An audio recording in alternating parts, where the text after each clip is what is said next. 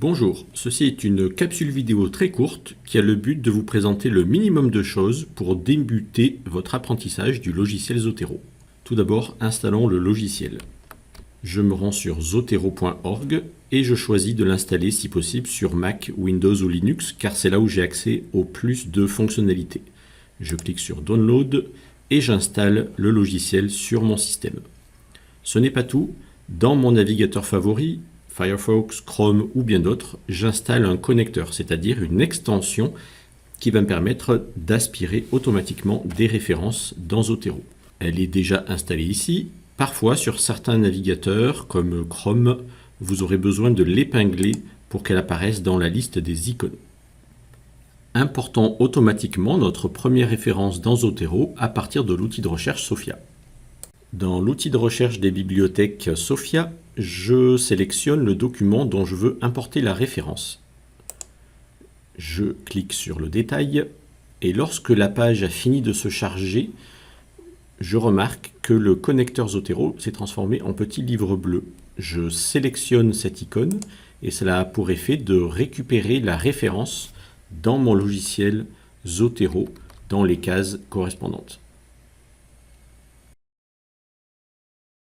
Je me rends sur Google Scholar, je mets quelques mots-clés pour repérer un article dont j'ai la référence.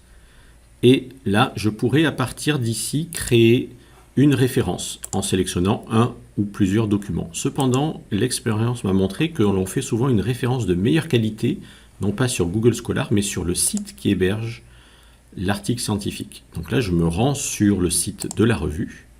Et là, je peux voir que le connecteur Zotero s'est transformé en petite page blanche. Donc là, je sélectionne la référence qui vient s'enregistrer dans Zotero.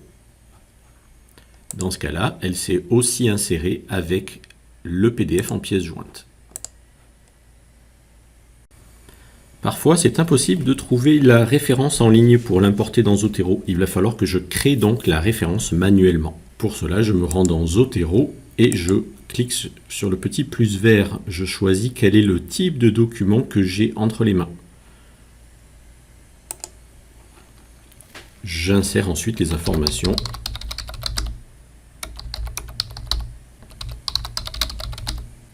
Vous remarquez ici que je peux choisir différents rôles comme auteur du chapitre et éditeur du livre. Il existe plein de techniques pour importer des références dans Zotero. Une étape par contre que vous ne pouvez pas éviter, c'est le fait d'aller vérifier les références, car avant de les citer, vous devez être sûr que les informations sont dans les bonnes cases, sans faute de frappe, et que tout est exact.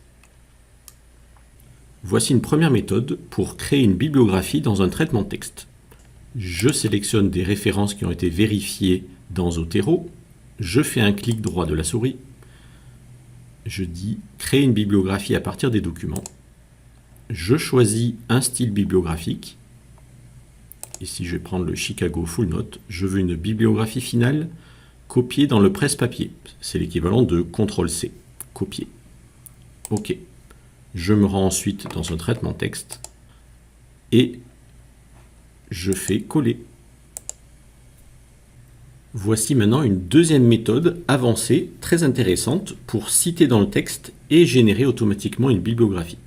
Je rédige mon texte, je me rends compte dans Word ou LibreOffice que Zotero s'est installé sous la forme d'un onglet ou d'une barre d'icônes. À l'endroit où je veux insérer une citation, je sélectionne Add Citation.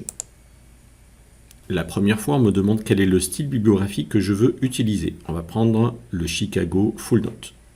OK. Je vais ensuite chercher avec un mot-clé un document dans ma base Zotero qui est ouverte. Je remarque qu'une note de bas de page a bien été créée comme ceci. Je vais maintenant insérer une bibliographie. Je clique sur l'option Add bibliographie et automatiquement, tout ce qui a été cité au moins une fois dans le texte est inséré dans la bibliographie. Si maintenant j'insère une autre référence dans le texte à cet endroit, je pourrais aussi demander une vue classique pour chercher dans mon Zotero le document dont j'ai besoin.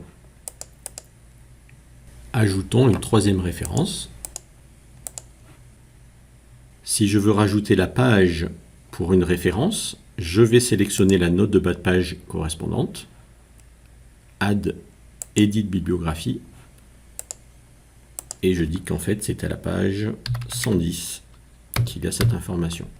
Je peux changer de style bibliographique en tout temps. Document Preferences, et je vais passer par exemple avec le style épillé qui se présente sous la forme de parenthèse auteur-date dans le texte.